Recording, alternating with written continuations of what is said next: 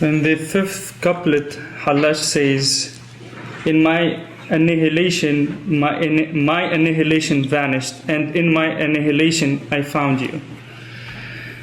So Hallaj is telling us here that in this illusion, in this circumstantiality, and the time that took him to traverse the path of annihilation, he experienced the non-existence of everything. He experienced from a real experiential experience the annihilation and the destruction, the extinguishment of all of existence as it's experienced by the human.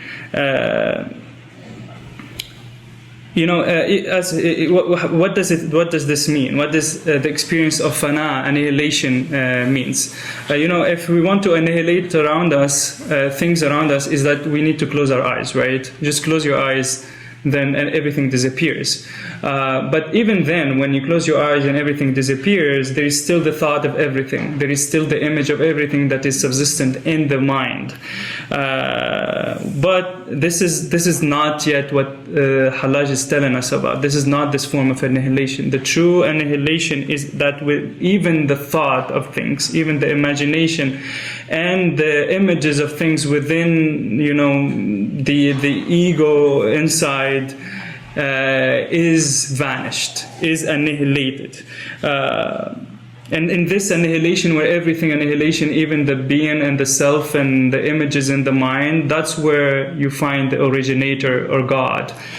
In the hadith of the Prophet, in the prophetic tradition, in which he defines the station of excellency, he says to worship God as if you see Him. But then the next step is it is telling us about what annihilation means. The Prophet says, "In lam takun tara fahuwa yarak."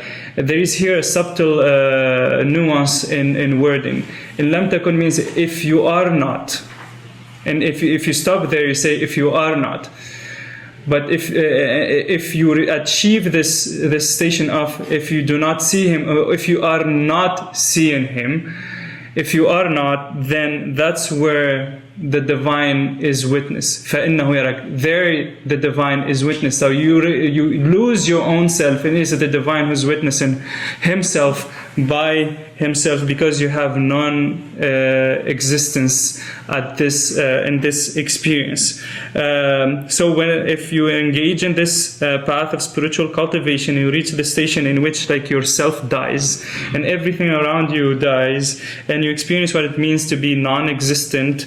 There you fathom and you witness existence as it is, and that's the reality of the real, and that's God. So instead of working towards going towards God, migrating towards God, here Hallaj is teaching us that in reality you need to extinguish the self. Working on extinguishing the self, working on extinguishing your existence, on destroying your ego in a path of spiritual cultivation, in which when you reach that annihilation of the ego, that's where the reality will manifest itself to you.